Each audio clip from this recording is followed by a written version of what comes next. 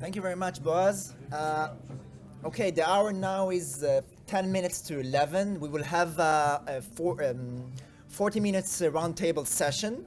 The purpose of the session is to pinpoint different perspective of the heat island effect and the challenge in terms of different actors that operate within our cities.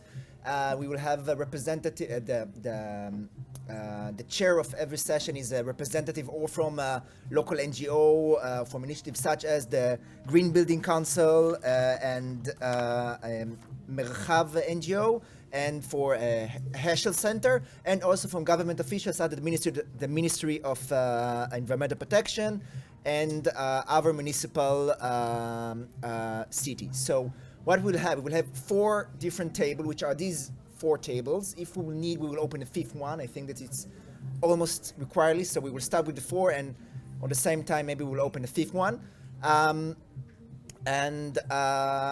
Let's raise the hand of the chairs. We will have Ella. It's the first to get together with Hila. This table. We will have myself together with Noga. This table. We will have Roni Erez together with Lorit. Lorit Loba? Okay, you will have on that table. And we will have Tal Vago together with Shulamit. Do you prefer this table? Wonderful. Okay, so please have a chance to sit down, and we will assemble together at 11:30. Sustainability. We work with many cities in Israel around those questions of... That's table 4, you're very well... No, there are 2 number 4. Sorry? There are 2 table 4s? 4 and 4. Join our table. I got the one, the first table, but We have a lot I of went there. numbers here. Tell me which number you I want. don't think... I have one. Sit down All here. right, all right. Come on, join us.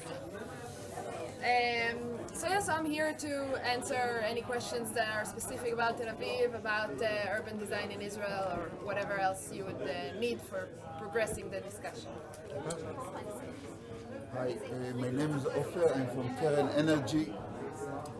We are a private SME that want to deal with the knowledge, the citizens' awareness for the climate crisis at all, and the urban island in this project by getting all the people understand that there is a problem. It's the citizens and the, let's call it the capacity building of the people from the municipal. Today, Boaz working almost alone in the city. All the other people doesn't understand what he's doing there. What was the question? Just introduction. Oh, Yael. I'm an intern from Tel Aviv University. I'm interning in the city, in the Tel Aviv city hall. That's it, basically. I'm a student for master's in environmental science. Thank you. I'm Michelle, and actually we're the same company, so I will leave to him to present more.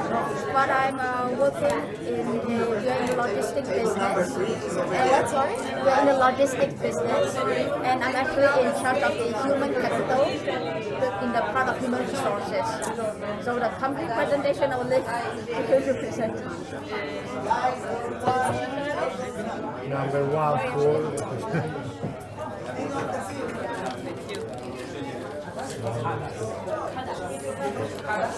Shall we follow? All right.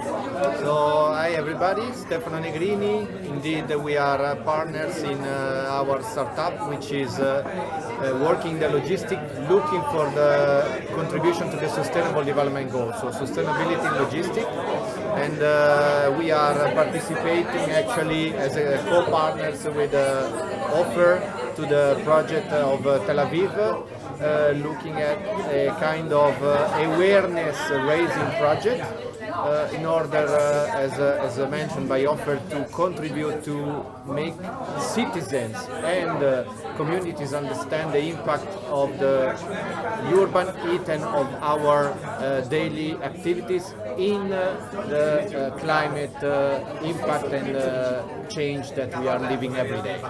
Logistics as in trucks going, Logistics as bringing moving. commodities from A to B? Yes, that's So, correct. as part of as a logistics startup, you're doing public awareness? That's correct. Actually, we are having a platform with a number of services. One of these services is related to raising awareness and educating the people on the impact of the unsustainable logistics. That's our main field. Into the, let's say, daily life of the people, but more in general, as was mentioned before. We don't like to say human-centric.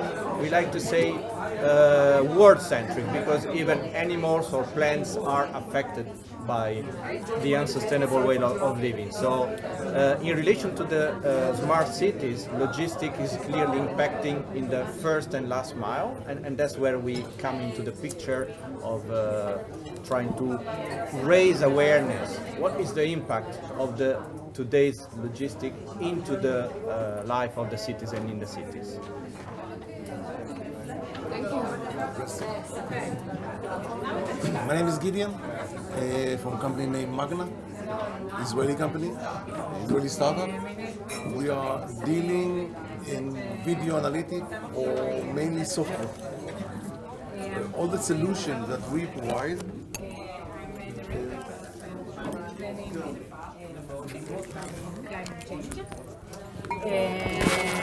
and I think maybe just to know each other, exactly 30 seconds, each one of you tell his name and where he is, and Maybe I'll go last because okay. Okay, I'm Veronica and I work in Smart City Cluster. It is an NGO working with SMEs mainly for them to arrive to the business of the cities.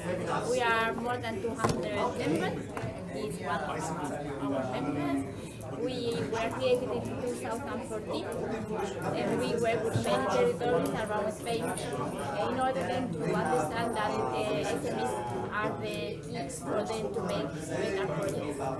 So we make any kind of projects, any kind of proposal. We really believe in cooperation, and I could be speaking more and more, but that's it. Yeah, searching for funds. For example, now we are applying to different funds for European projects, and so they will help us. Normally, they help us to create the proposal, to find and connect with the municipalities.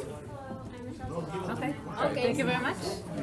My turn. I'm Carlo. I'm from University of Genoa, but here I'm on behalf of SEED Technologies, which is a spin-off from the university, which mainly manufactures Tesla turbines, which are bladeless turbo expanders. Mechanical components, I know boring stuff, but they can be useful because they can be put wherever we have pressure drops instead of classical valves and diaphragms, to recover some energy, and so to generate mechanical power and to improve the efficiency of energy plants and circulating system of water, gas, of everything, in particular cooling plants, and so to improve efficiency and reduce CO2 emissions. So we are happy with that because we should lessen the global warming effect. So this is all I think. Nice to meet you all. My name is Noam. I work as a sustainable businesses and innovation coordinator here in Tel Aviv Municipality. Also, I'm a master student in environmental regulation and policy track here in Israel. I represent me and my boss, who couldn't be here, Ayelet. We're mainly focusing on what is the main role of Tel Aviv Municipality in developing and encouraging startups here in the city to help us to cope with the environmental challenge like we presented today, and also to engage how we can make different incentives for the small, medium offices, restaurants, the small one in the streets, to make them to minimize the environmental footprint. Hi, my name is Adas Yofe. I'm a business development manager at DHV. We are an environmental consultant company. I think you met yesterday my colleague, Vordina. Yes. Yes, okay. And we developed a system called SafeAir. We monitor heat, wind, and also other parameters. And we believe that in this way we can first understand what is the problem in each city, where are the heat islands, and help us prevent and think what to do with this. Thank you. Okay, so here you are. Welcome. Thank you. I'm Pina Plaut, I'm from GSET. Second. GSET. Yeah, there is a noise. And we are developing a platform for data-driven decision making, which is based on the spatial dimension. So we get data from all kinds of sources. There are lots of data out there from governmental sources, private sources, NGOs. It's a urban data platform. It's a urban data platform. It's an urban platform. Based on big data, maybe. No? Okay. Cameras and sensors, not just big data, but big data whatever. as well. And small data, which is large amounts. Decision. Yeah. We bring them to a common platform, and then we do the analysis of findings, the locations, which meet several criteria. So you can choose the criteria that you wish to, and assign some importance to each of the criteria, and then you get a heat map of the area, or the city, or the region, whatever. With the best places and the least with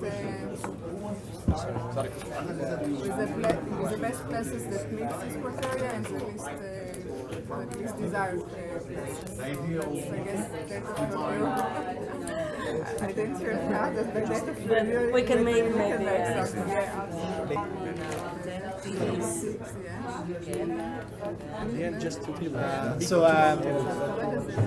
My company is about cybersecurity. So basically, we build a digital twin of the infrastructure of companies, and we are able to define the minimum set of countermeasures in order to neutralize all the potential cyber risks.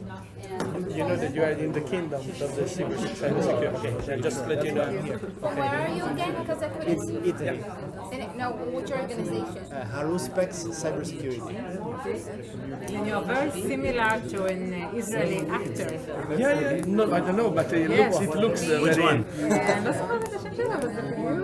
Same. I will remember his name. It looks exactly. very Very handsome. Very handsome. Yeah, because we are governments. My name is David Tujeman. I'm from Israel. I'm having a company that's dealing with BIPV. BIPV is building integrated photovoltaic. We are designing, executing plans of PV, but on facets and unused areas to maximize the places that green energy can generate it. Only on facets? No, every unused areas. It starts from acoustic barriers on the streets to facets to shading, and it's also improving the comfort in the building and improving the reducing the use of electricity and increasing the generation of electricity over the urban cities. My name is Kat. I have two cats actually. Here I am like an entrepreneur. I developed a solution for helping people with reduced mobility to find parking spots, available parking spots, and help also the municipalities in order to improve their challenges even always looking for the user, like the receiver of the quality of the life. Let me say, we are changing the model from smart city to smart human city, where the center of the project is the people, not the city. Okay, so it's a cross-sectional platform, already present in 9 countries, with more than 45,000 spots mapped in more than 300 cities. Okay, and I also have the cap of PRM. So PRM is a ONG, Spanish-based, that detect different accessible IT solutions in order to promote and improve the quality of life of our group, at least in Europe. Yeah. Thank you. And before Tal, just please introduce yourself. But lady first, No, I don't want to take her place. Ladies first, ladies first. Ladies first, later. But I'll I'm be continuing after. Okay, so I'm Shaul Levy. I'm a tree expert of the agriculture in Israel, and I take care of trees. And what I brought here to everybody to take notice, and by what you saw earlier, trees have a huge factor in seeing the forecast of the future and dealing with this. Everybody talk about those 3 to 4 degrees of temperature that's going to go higher in the next 50 years, and I'm saying those trees, the mature trees, not young trees that we just planted and they look nice, the mature trees, they will be the ones that will barricade the heat that will affect us as humans in the city. If it comes as a shade from the buildings that inflect us, or from the ground up as a shade that cools the ground, or from a shade from the sun effect. And of course, trees makes old trees. Old trees is very important. Mature old trees have to be cut right, treated right, documented right, so everybody will know. Not only the city officials that would have to get that into their minds all the time, how to deal and take care of trees so they will mature. Trees can mature up to 500, 800 years, and sometimes the wrong treatment that we give to trees, actually we call it in Hebrew, Gzam Din Mavis. It's a cut, that cut down. So you cut a branch, you think it's doing good, your worker cut a branch, and then this cut will bring the insects, the parasites, and eventually will bring this tree that got let's say 50 years, which looks like in our lifetime as a mature tree, is nothing for what will affect him for the next following environment. Trees can outlive us, and what we're doing in our lifetime won't even be noticed by us, but will be noticed for the next generation. So what I'm bringing here to this discussion is that act of document and tree care, very important, and I think the most effective perspective that we have to look at for the next future. As he said, those people that built Tel Aviv, when they saw in the past what will be in the future, we're enjoying it now. And that's what I'm saying. That's what I'm bringing to the table. Okay, thank you very much. Several, at least 8 trees in a row, at least in our municipality, when you plant, when you renovate a new street. Question regarding to Hila and her 4 challenges in terms of heat. Okay, I think it will come Ella or Noga, who wants to be first. I think I'm going with that because of some of the things you said. I think we're dealing mainly with the public surrounding. We're not dealing with the building. That's I think the contact point between us. We're dealing with the public surrounding, and we think that availability and accessibility, variety of options and opportunities is a very important part. And reducing that, we will say walkability is our greater challenge, walkability, and of course reducing driving, reducing the use of private cars in Israel, and I will talk about Israel in general, because Tel Aviv is not really Israel, and now it's like Paris, it's not France. And I think our main part of the big issues is the middle and small cities and towns, because big cities usually have the power to do the research. I mean, it's not by chance it was showed on Tel Aviv. We have a big issue about the small places, and I think I thought about small three places? small places can be small cities, small cities, small towns. Yes, not great scale like Tel Aviv, which has the money and power to do research and data and analyze, and it's not a fair game. I think we are lack of management, which is the municipality part. We are lack of infrastructures, which is municipality part. But we also are lack in habits, which is the users. So it's both sides. We have both sides to deal with. One is the user, like a person. We are all walkers in the end. I mean, when we are out of our cars, we are walking, and it has to come together. That's the challenge, I think. How we do with the habits, and how we deal with the infrastructure, which means how the city is built. Trees is a huge part of it, but also the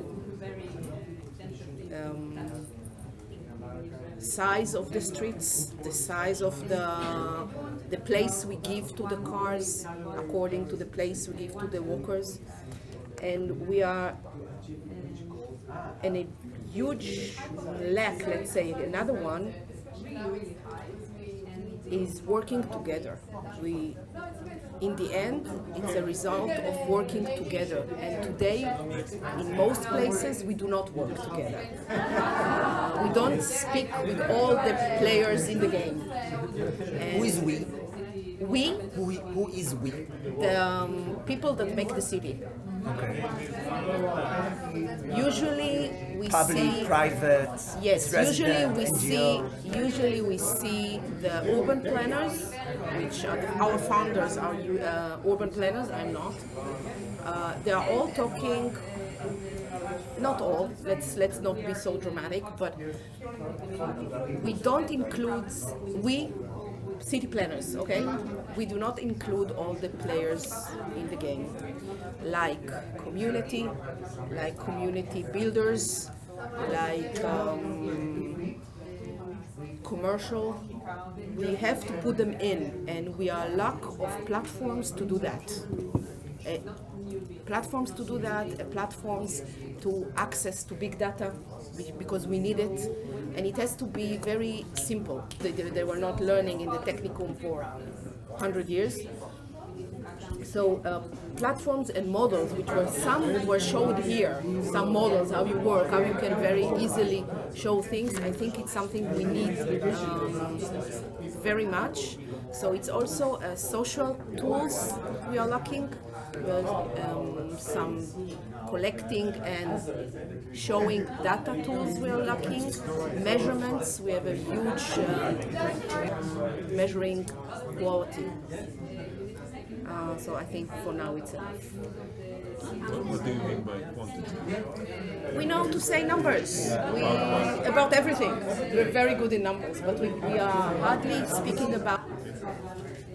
And by the end, it's us. We live in the streets. So let's say the sidewalks are one of our main issues, and we're dealing very poorly with that. And trees are part of it, but there are other ways to do it as well, or should be other ways, can be other ways.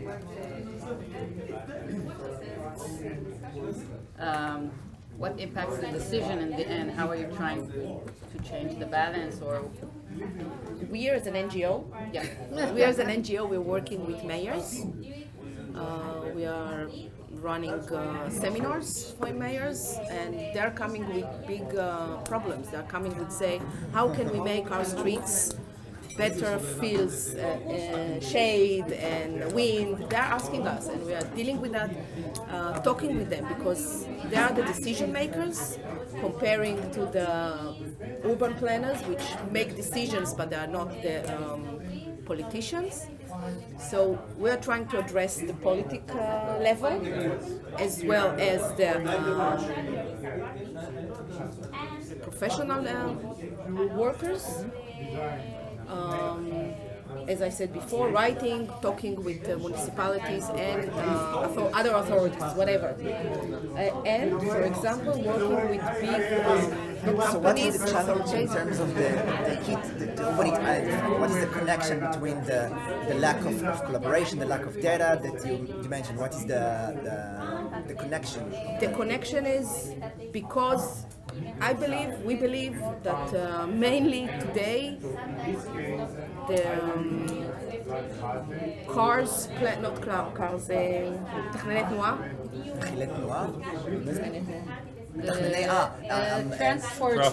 Traffic planner, thank you. They really put the 80% of the results, and they are not in the picture at all. They're impacting this. I think they're impacting the most, because once you put the lines of the roads, that's it, and they are not in the game. I do have a question. Oh, sorry. No, it's okay.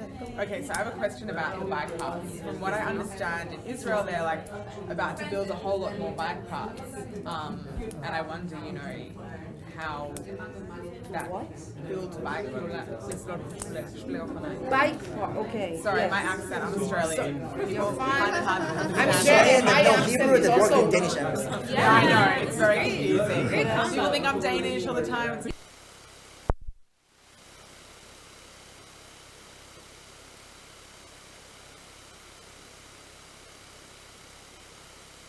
goes with what I mentioned before. It's the habits and the infrastructure. We are lacking in both. Like people don't ride. It's like a chicken and the egg. It's a chicken and egg. Yes. I want to focus about the Heat Hall and also sorry. I want and also have a chance to Noga to present and to comment. So one last comment regarding Ella perspective and.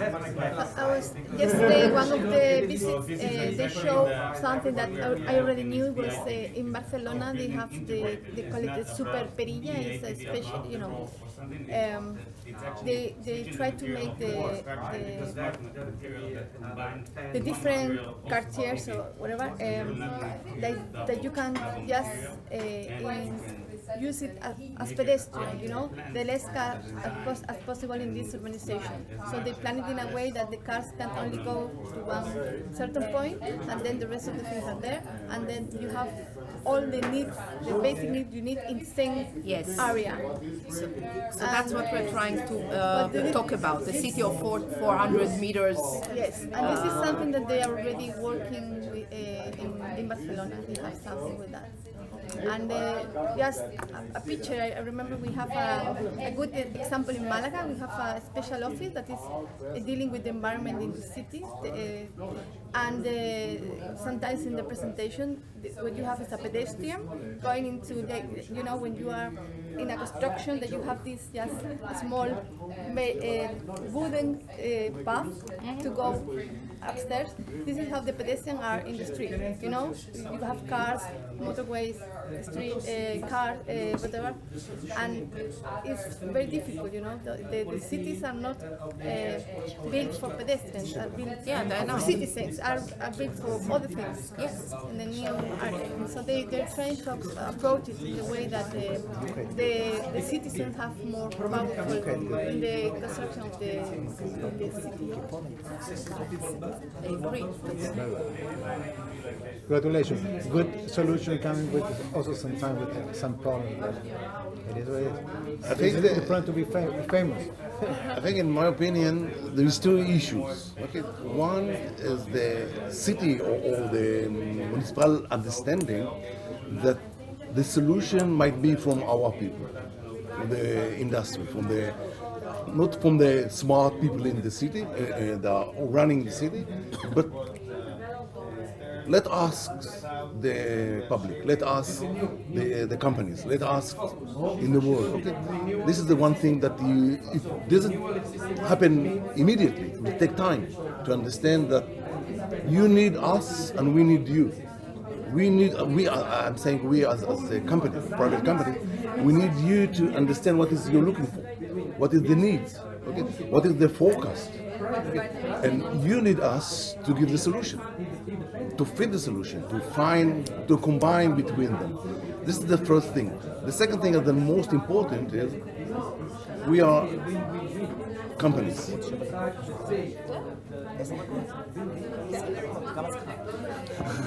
We are not working for free. We need some fund, we need some money to earn to create the solution. This is why he's representing his tools, I'm representing my tools, and the same thing. So if you do not have, we will not volunteer, that's what I'm saying.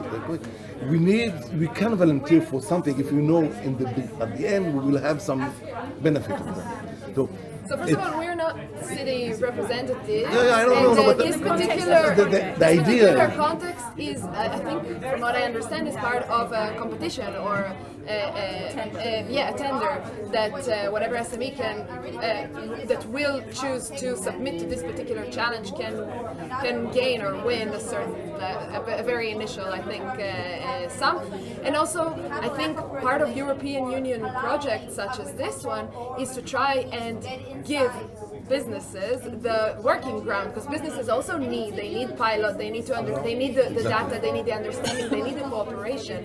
And here the professionals of the Tel Aviv municipality, they are, I know them, seriously intelligent, fantastic people, and I think it's a very good opportunity for businesses to get an inside information and with open arms get the data, get the cooperation, get the understanding of the city. So yeah, you're definitely correct, but I think we are in a much more initial level. Like, we're trying to help each other develop the solutions that are most suitable to the needs.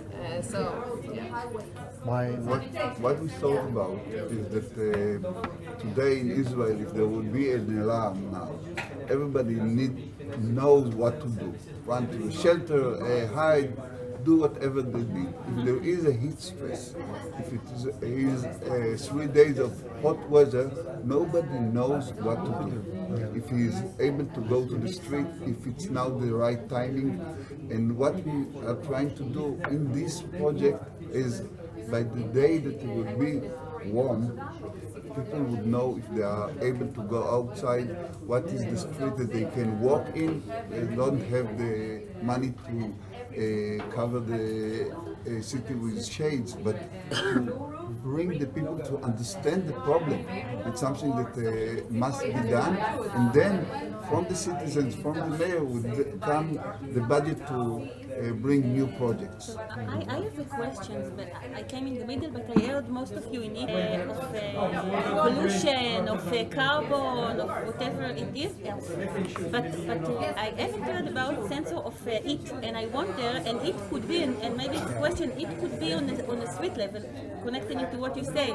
Can I know if in my street, not the general city, whether in my street, in my house, what is outside, what is currently the temperature and what is the risk? So is it something that you're thinking about, being more modular, more flexible on the monitoring? My point of view is following you. Okay. Basically, but we are living in, at least I'm talking for myself and some other people around here, we are living in Italy.